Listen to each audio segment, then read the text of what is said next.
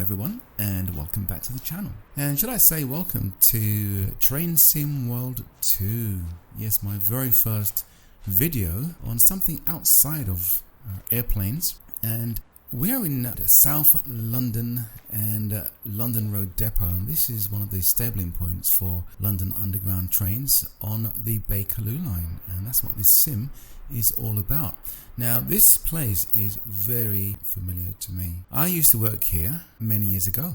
I was a Bakerloo line train driver. So when I heard that Dovetail was doing a simulator, a reproduction of the Bakerloo line, well, you can imagine I was just like, wow, I wonder how that's going to be. So I promptly, without hesitation, got TSW2. Alright, so here it is, and I think they've done a really good job. And when we get into the cab, you'll see just how good it is. Right, so what I'm going to do really is to pass on my knowledge to you. Driving out on the track, you know, whatever I can pass on to you, I will pass on to you. Yeah, and hopefully, if you do have TS2, or if you're thinking of TSW2, or you're thinking of getting it, then it will make your enjoyment, your immersion on this platform really that much more immersive. Yeah. Now when you're walking across the track, be sure to not step on any rails, because it could be slippery and you could fall over and fall onto the positive rail. So only walk on the ballast. The ballast are the stones. Right, so before we actually go past this here is the shunter's office, or shunter's cabin. Alright, now there should be a door here. In fact, there's no doors anywhere. But this is where the shunter would actually switch the points. This one and, well, all the points in the depot, and he would actually let you out. So let's move across to the track.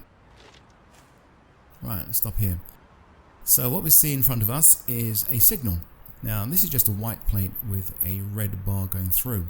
At the moment it's at danger, or as we say, it's on. To clear this signal, it would have to rotate 45 degrees anti-clockwise. So that red bar would actually be like that, and the signal would be clear. And then you could go past it. Now this here is, you're going to see this actually up and down the line, is a rail gap indicator. And these are red lights, alright? Now, it's doing just that. It's actually saying that in front of you, there's a rail gap, or a gap in the rail. Like this, okay? And if these lights are ever on as you approach, you need to try and stop before the lights. Reason being because this section is dead. There's no current, or traction current as we call it, in this section. If you can't stop in time, then you need to make sure that all of your train is in the dead section and not bridging this bit with that bit, because then it would actually carry the current over through the wheels, enlivening the dead section. So, and the other purpose for these is just to split the track into manageable sections. Alright, so just looking at this. Now this funny looking thing is the way that the system stops trains which try to pass signals at danger. It's called a train stop, not surprisingly. And at the moment this one is down. Now it shouldn't be, because the signal here is on. So this train stop should be up. Alright, now I'll show you, when we get to the train, I'll show you what that works in conjunction with.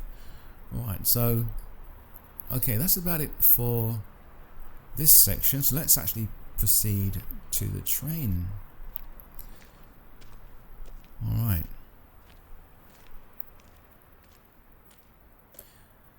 So around about this time in the morning, normally on a weekday, trains will be leaving London Road Depot, and they can't actually go back to Elephant and Castle. They go straight out to Waterloo and right out onto the northbound track, and they'll pick up passengers at Waterloo Station. All right, so actually let's go around here and just go around to this part right here. All right, so this is what I want to show you.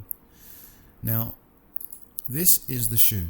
Okay, so this picks up the 630 volts from the positive rail, and it powers the engine. So you've got one on this side, one on the other side, and you got another one down the other end as well. And now what you'd have here, it's not shown, it's not simulated, is what you call a trip cock. Okay, and that's the trip cock is the mechanism, and the trip arm is what's attached. Now when the trip arm is pushed back, it opens a valve and releases air, causing the brakes to apply. So you can see here the wheels, the brakes would apply and thus stop the train. So that trip arm goes back when it hits the train stop. So obviously when the signal is red, the train stop is up. If the driver unintentionally tries to drive past a signal at danger, then that's what's going to cause the trip arm to go back, and the train will eventually come to a stop. Alright, so that's generally how the system works on the trains. Now what we have here on the front of the train is two levers we call cocks. Okay, so this is a TCIC, which is the trip cock isolating cock. Now on the underground there's lots of abbreviations, acronyms should we say, for just about everything. They love acronyms.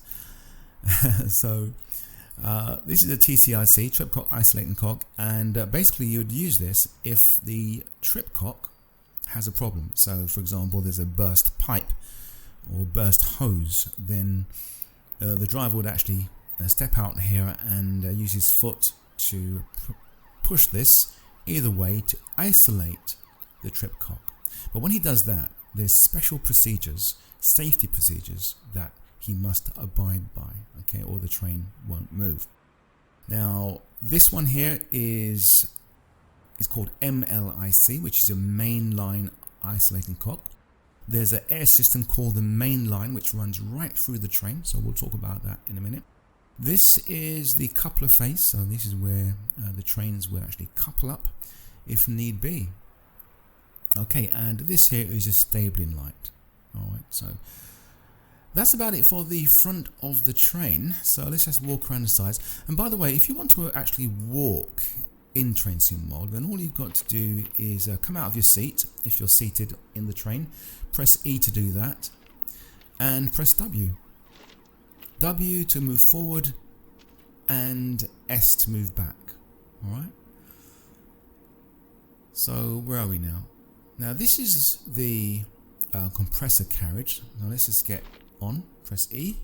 Okay, and now this is where the compressor is.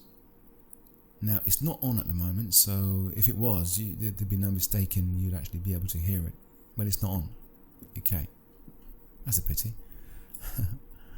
Right, so and obviously just mention about scrolling around. The mouse is like a sticky cam on the mouse movement.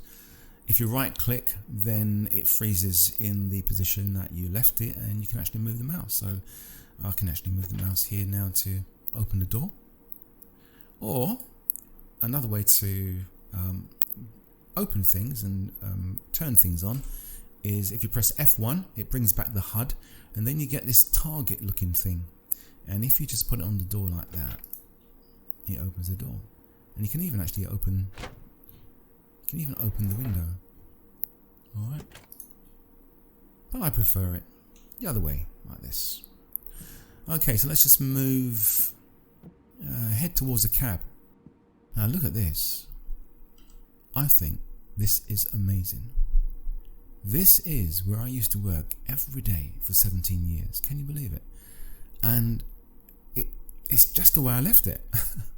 Apart from one or two additional extras they've put in, but it really is the way I've left it. This is amazing. And surprisingly, I've had a lot of tinker about with the simulator before the video, and quite a lot of things are working which I didn't expect to work. You know, I thought Dovetail would actually leave it out, but no, there's quite a few things working, and hopefully in future updates it'll be a more complete London Underground 1972 tube stock train, and that's the year it was built, in 1972.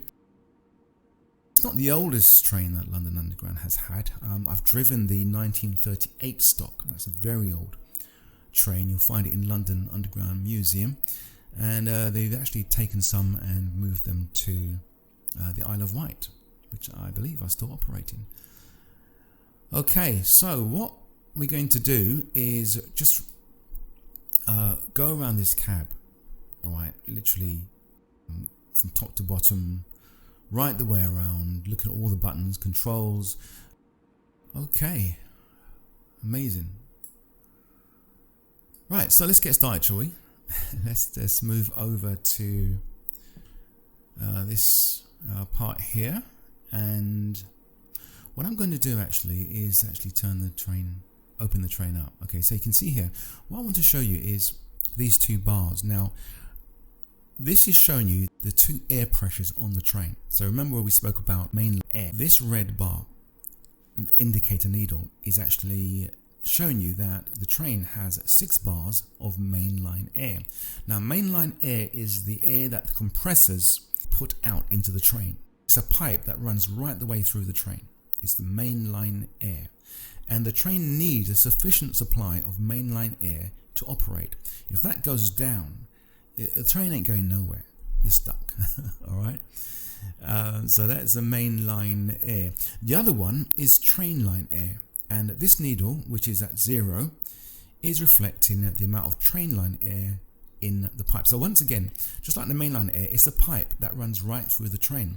The difference with the train line air is that it's used to stop the train. Alright? No train line air, it means the brakes are on. If you got train line air, it means the brakes are off or can be controlled off. Alright? Very weird principle, but that's the way it works. So it's using what you call a Westinghouse brake, and it's the first fail-safe brake. And a lot of trains, a lot of locomotives all over the world use this brake called a Westinghouse. All right. Right. So more about that when we have a look at that that master controller device that we use to drive with. So what I'm going to do now is just put in a key. Drivers carry 2 keys with them.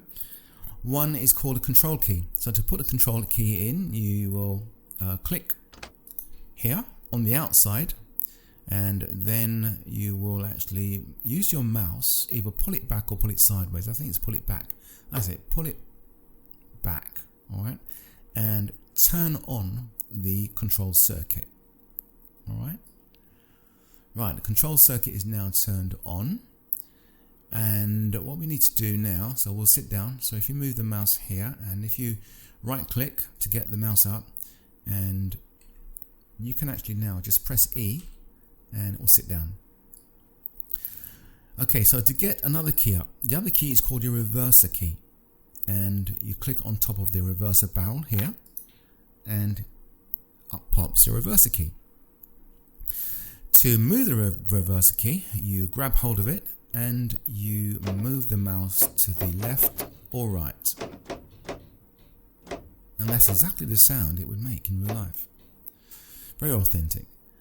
Right, so and then basically you put that in int.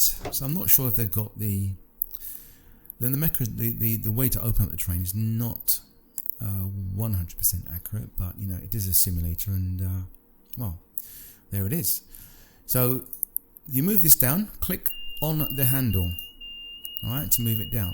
Now if you try to move the what we call dead man, this is a dead man's handle, it won't move. Okay, so this action is only just to push the dead man's handle down. Now to move this, okay, you touch this area and you drag towards yourself. Okay, leave that on off and release.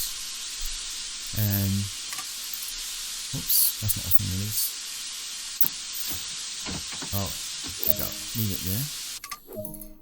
Click the audible warning, or press the audible warning, and then after that, put it into off and release. Okay. Now to check it's in off and release, not off and release. Sorry, the first braking position. Press F1. And it should have a little 1 there. Okay, so you can get a bit of information from this. You know, you can see the doors are open. You can see if it's going to go, if it's on an incline or not, which we're not. Speedo here and various warnings, and you can get various other things up by going to your not main menu, going to your settings, and you can actually turn on different information. I've got them all off because I want the sim to be as realistic as possible, and so I've actually got them all turned off. Okay, and then you move, so we'll turn that back off again, and you move the handle to forward, and that's it. Now notice that the train line here has built up, okay, and it's stabilized. So the train literally is fully operational right now. Right, so let's just go around and have a look at these buttons. Right, so starting from the top, cab light, that speaks for itself. Okay, cab lights, temperature, move the mouse left and right to operate that, fan speed, so on and so forth. Moving down here, now what we got? We got door close visual. Alright, we'll close the doors.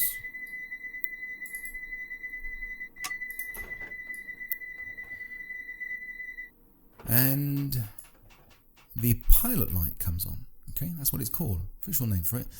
Pilot light is what they call it, and this is telling you that all the doors are closed.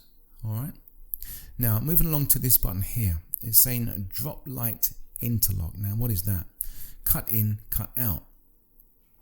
Well, that has to do with this window. Now this window is called a drop light. Okay, now if I click on it, it goes all the way down, but in real life it doesn't. There's another latch right here, and basically once it moves beyond this, if you imagine a line here, if it moves beyond this point, it means that this now kicks in. Alright, so it's designed to allow the driver to have a little bit of ventilation in the cab, but it's to keep him safe as well, so as to not have all the window open. Alright, now sometimes this rule may be broken on hot sunny days, and to do that you would cut out the drop light like that. Alright, so you click on it and then just click, while you're holding it down you actually move the mouse to the right or left. Right, so now I've actually just clicked on that. Okay, I'll tell you what I'll do, let's put it back and we'll put the train up. Okay, now let's get movement. So doors are closed, and put that down, and right, so we just notched it up a bit and the train is moving. Okay, so let's put the window down. Okay, and let's try for movement. Nothing. Okay, because the drop light is protecting the train, or stopping the train from gaining forward movement. Now to cut that out, we click on it and move the mouse in the other direction, right or left, and turning around we'll try again for movement. There you go, it moves. Okay, now the problem with this is that, you know, if you're out on the track and you open it because you want some more air into the train, then the problem is that when you actually get to a station, you let the passengers on and let the passengers off again, and you go to actually start the train won't move, and you'll be looking all over. Why isn't the train moving? Why isn't the train moving? What's gone wrong? What's happened? And eventually you realize that the window's open and the interlock isn't cut out. Okay, that's if you, assuming you haven't cut the interlock out, you've put the window right the way down. So you'd have to do one of two things: either put the window up or operate the drop light interlock cutout. Okay, and it's happened to many drivers. It's happened to me a few times in the early days. Right, so just moving on from that, we have the back wall panel doors open and close button, so that speaks for itself. And we also have here a traction test switch. Now the guys in the depot, such as this one, they will operate this. Okay, it doesn't do anything for us, it's more of a depot function. Right, so moving along to this left hand column now. Now I don't know what this is, because this must have been installed after I left the line many years ago. And I do know about this though. This is a rate 1 switch, so if you if it's winter and there's lots of leaves on the track, you'd actually operate this, and it would actually cause the train to try and gain friction. It cause the wheels to turn more slowly so it can get friction and start moving. Or it could be when it's snowing as well, so you'd use a rate 1 as opposed to rate 2. These two buttons are not simulated. De-icing fluid on and sleep brushes up and down. So what this would do in the real train would drop some thin metal brushes just in front of the shoes, and it would actually sweep away all the ice before it gets to the shoe. Okay, and that's the icing fluid there. Now looking out across to these buttons, we know about the audible warning valve reset. We need this to actually turn off as we open the train up. Now you have here trip and test. You have overload relay, MG trip, that's a motor generator trip, and overload relay and MG set. Okay, now is that up? Yeah, that's up. Okay, now sometimes when you're out on track, the train might feel a bit sluggish. Now you know that you can't have all motors, so in a section where you're driving at, it's level ground and you're only driving at 25 and it should be 35, and you know that your motor's something, it's just not pulling right. So what you do, you'd actually press this button here, trip, okay, and then you press set, and that would actually reset all the motors, turn them all off and turn them all on again. Hopefully the action of turning it on again, setting the overload relays, would actually cause the motors to kick in. So let's click that and then we'll see. Oops. Right, no movement because we've tripped the motors out. Alright. Set. Click down. We've got movement. MGs. Now they're the motor generators. Let's click that and let's get out of our seat and just walk over here. Alright, now we've got nothing there because no lights, because we turned the lights off. So let's turn it back on and let's actually click that. Right, so we have full main car lighting. Right, now what happens when we reach over and click the MG trip? Alright, forward a bit. And look what happens. So the MGs are not working. It's not producing any electricity for the main lighting. But what we do have is battery lighting or emergency lighting operating from the battery. So these are intermittent lighting for all the carriages right the way down. So sometimes when you're on a tube train, if you're going past what we spoke about, a rail gap, the MGs will actually stop working and the battery will actually kick in and cause these to light. Alright, so that's the MGs. So let's just set that. Right, okay, so now while we're here, let's have a look at this. Now this is the master controller, or the what's called a dead man's handle. That's the name it's coined over many years. Alright, so we have various positions. So we have parallel. These are motoring positions, these three. Parallel is a full speed, full parallel. That'll give you full 35 miles an hour line speed. Series will give you about, say, 15 miles an hour. So it's good. That's good for if you have a 15 mile an hour speed restriction, you put it into series. Shunt is for really, really slow pace. Yeah, about 5 to 10 miles an hour. Off and release, and that is off. The motors are off and the brakes are released, and so the train will actually coast. So if I put this down, put it to off and release, we're on level at the moment, so it's moving. It's moving slightly, but it's not really. Oops, let's put this back. Right. Okay, so now just having a look at the other braking positions. So we have 3 types of brakes on this train. We have what you call a rheostatic brake. This position here is Rheo 1 and hold. So this is the only position you can actually take your hand off the master controller here. Alright. And rheostatic 2 between this section and this section.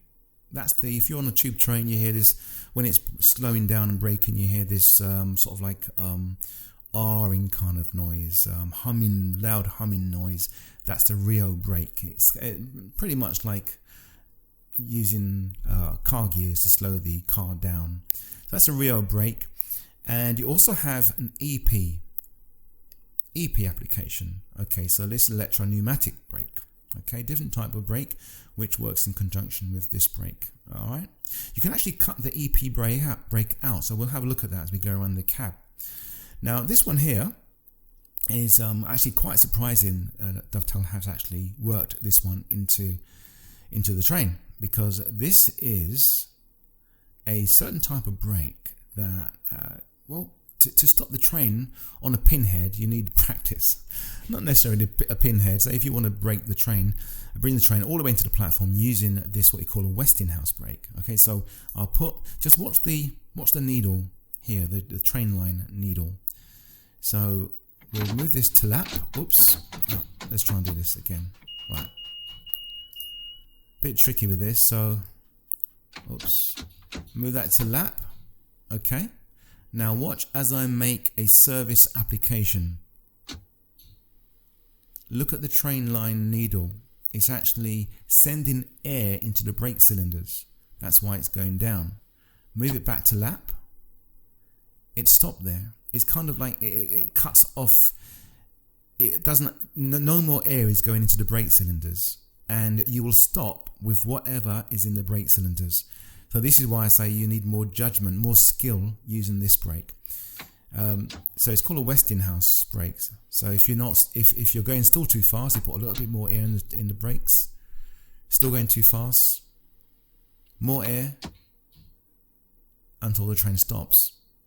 All right. So you're supposed to use that kind of brake every the penultimate station on the line. So one at Lambeth North and the one just before Harrow and Willstone. Okay, so, and obviously you have emergency and you have the shutdown position. So those are the positions on the dead man's handle. I forgot to tell you about this actually. This is the window wiper. So put the mouse on that, move it forward, and you'll see the window wiper going. Makes quite a lot of noise really, doesn't it? Move that back. Alright, so you have here, so let's just sit down actually. Alright, so what we have here is the train whistle. Right, so if you see any maintenance staff on track, you'd do your whistle, they would raise their hand in acknowledgement, move to a place of safety, and then you drive, actually sorry, wrong way around. Move to a place of safety, then raise the hand in acknowledgement, and then you'd continue past. Alright, so this is your speedo as well.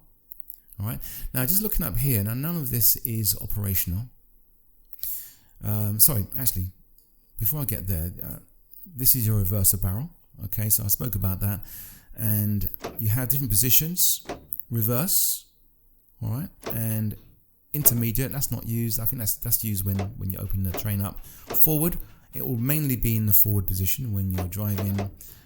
You have here we go. Auto, for automatic trains if that ever comes in, and that's it. Okay, now just to show you reverse. Now just to jump the gun a bit, if we just come up and we come over here, and if you notice this, it's called a reverse lockout. Okay, so we click on that and we move the mouse either right or left, and you can see it says cut out there either side. All right, so we'll go back and okay, go back here, and as you zoom out, you can see how this is a bit tricky with mouse movement and so on and so forth. Alright, so now we've actually cut out the reverse lockout switch, and so what we're going to do, the window is up, and what we're going to do is move the train back a bit. So we click that down and we pull the mouse towards us. Oops. Oh, this is really annoying. Right. Click down again and move the mouse towards us. Again. See that? So we got movement.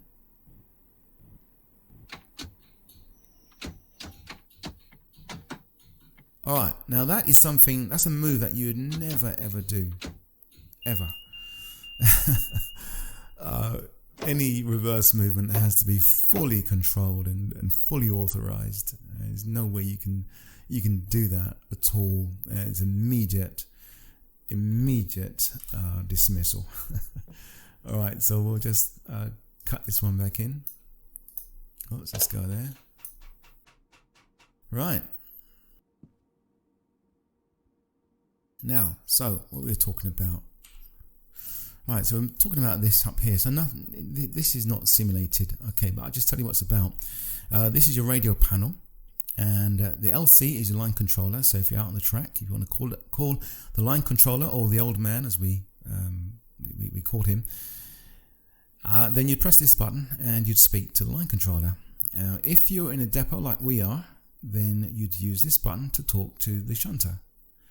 And if you're out on the track and you don't need to talk to the line controller, but it's a signaling question, so you've been held at a signal for a long time and you wonder why, because it's, you need to finish at Elephant Castle, you need to go home, then you call the signalman and you say, hey, why are you holding me here? I need to go, please give me a green so I can go. And or if there's a signaling problem, you contact him through that button.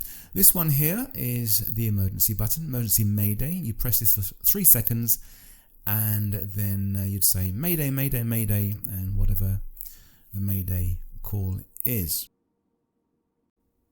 And just moving up above the radio unit, we have the DVA, which is the digital voice announcer, and you can see there's a set of numbers on it, and each number has been programmed with a predetermined announcement.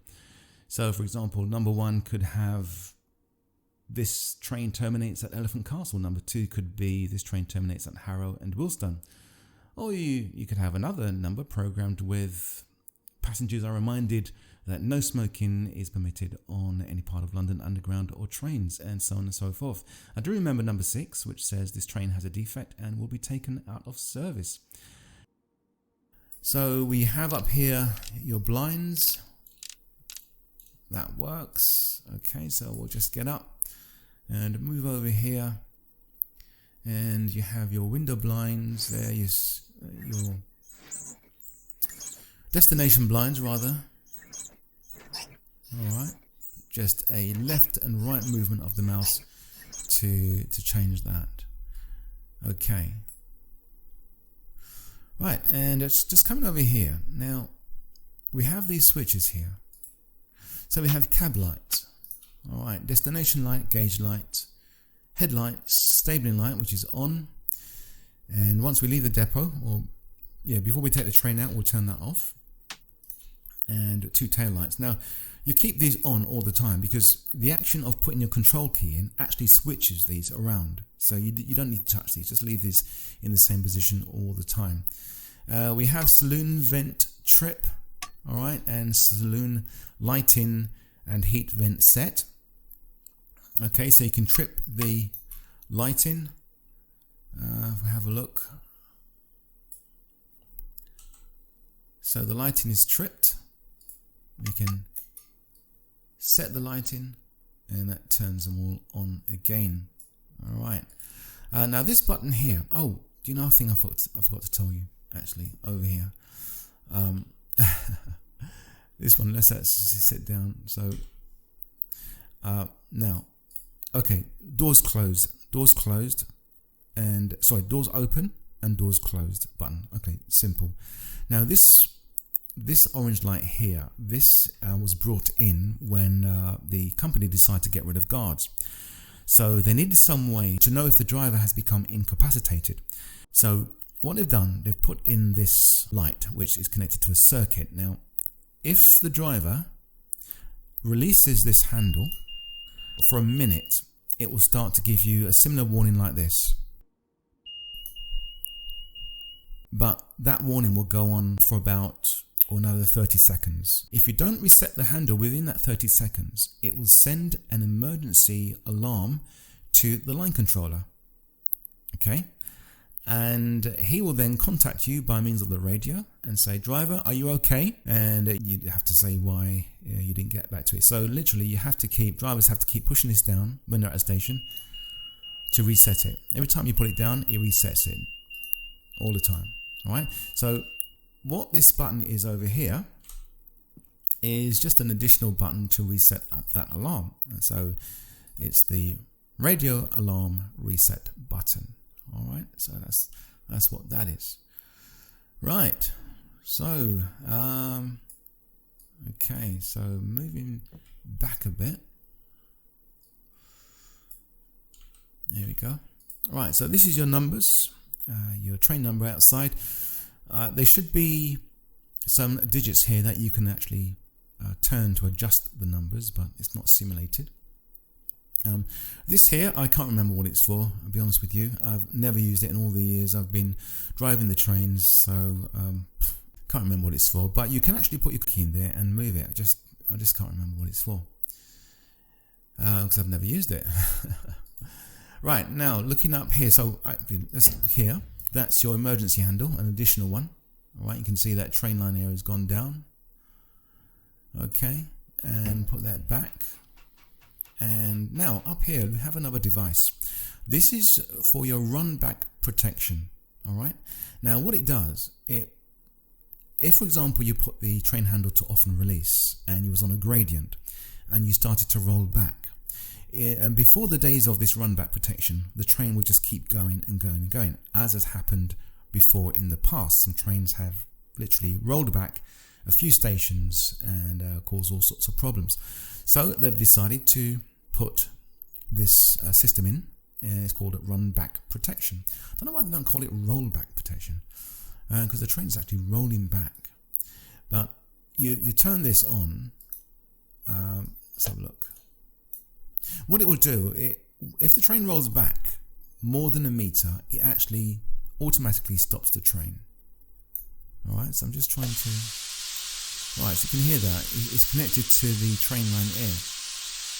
And it will actually stop the train. Now when we actually get out on the track, because we're not going to do any driving today, this is strictly stop training, train familiarization today. And when we get out on the track, we'll show you actually how this works. Alright, but that's the principle of it. And you just press the reset button to reset it.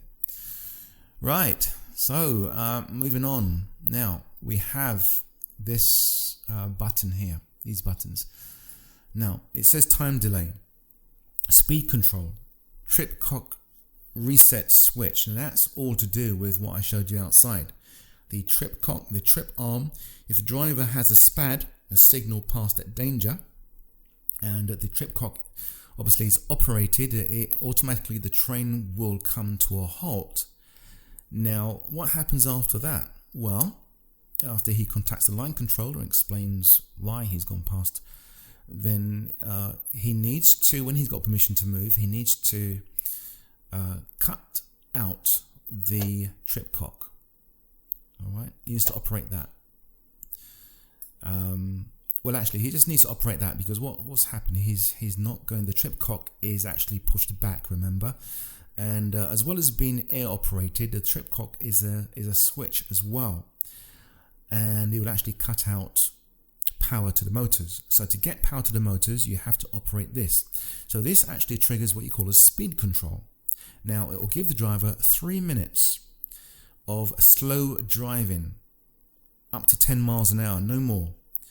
And this is for safety reasons, and this will show the driver that the period of slow speed operation is actually in place.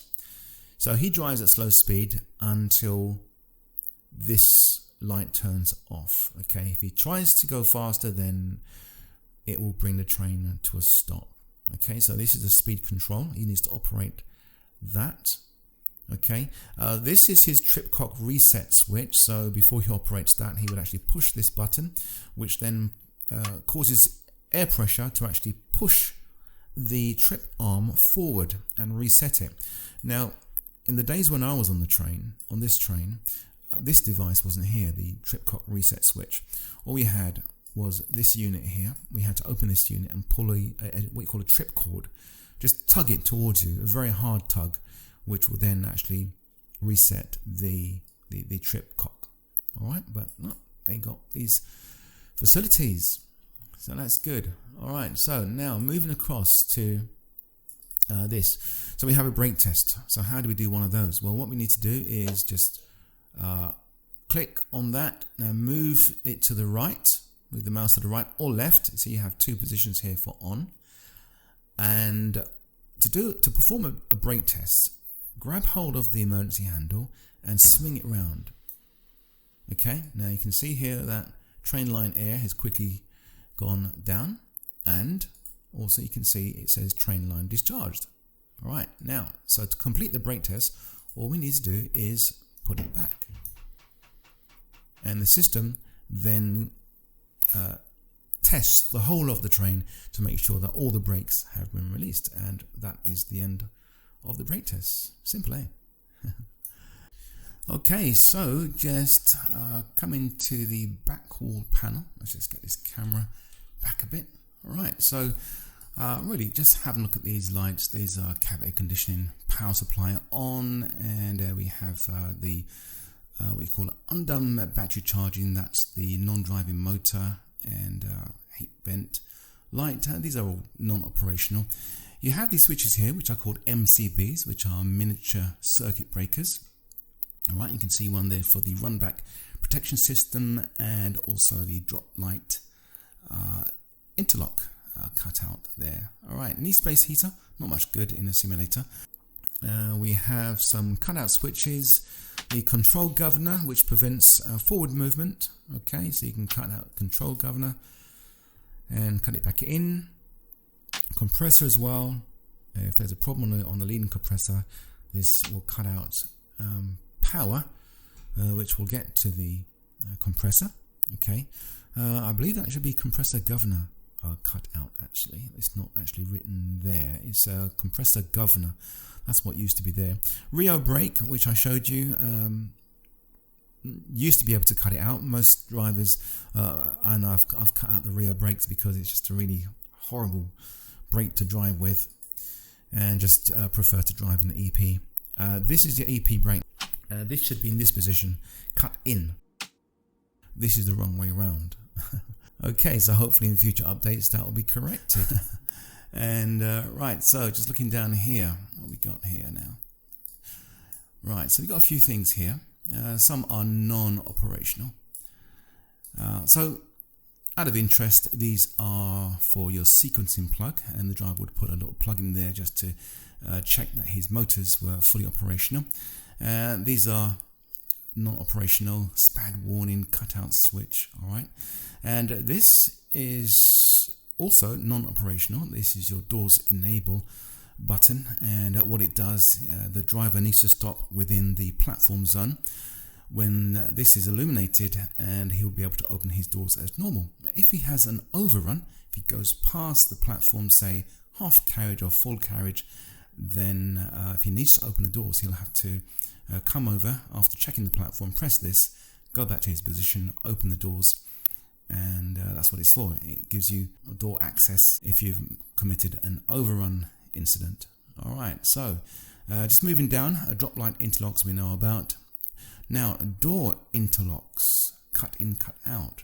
Right, so now very important button here, and it's very important that it remains in the cut in position. So let's see what it does. Let's actually cut it out.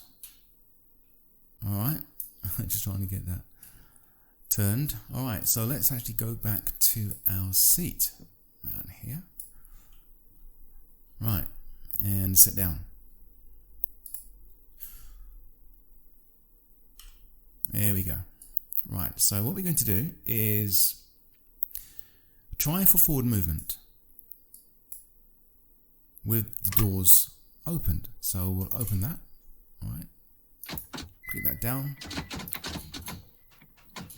Right, we get forward movement. So the situations where a driver would need to use this is if, say for example, you're on a packed train and you can't get to the back and the pilot light is not coming on. Then after making announcements and checking whether any doors are open, then the driver would obviously, after liaising with the line controller, then operate that switch over there and drive at very slow speed into the platform. And that's the only way really you can get yourself out of that situation. But it's nice to see it functioning on the simulator. Alright, so let's just get up and cut that back in. Alright, so let's just go back a bit. Right, so we'll just put that back. Now you've got obviously here doors close visual and the normal doors open and close buttons. Down here you have what's called a traction control cutout switch. Basically isolates the motors on the leading carriage, and that's what it does. Okay, so when we're on the track we'll see if that works. Alright, so and that is almost about it for this train. Just one more thing, we have emergency equipment, one short-circuiting device, and this basically is like a piece of metal with a couple of shoes, if you like, on the end of it that actually sits on both the positive and negative rail. In an extreme emergency, the driver is permitted to actually use that to immediately discharge traction current. It's not something that I have ever done or would want to do. Can you imagine 630 volts arcing? It's not a very pleasant thing to do. So yeah, and you have shoe paddles, and what those do, they actually clear the ice from the current rails in winter, if that be the case. Alright, so that really is about it for our look at the Bakerloo line train. And yeah, so I hope you found it interesting, and I hope it helps to give you more immersion as you drive this really very well made simulator on the Bakerloo line on Train Sim World 2. And in the next video we'll actually take the train out from here, London Road Depot, and we'll drive it to either Queen's Park or Harrow and Woolstone and demonstrate a few more things. So thanks for watching, and we'll see you all again in the next video. Bye for now.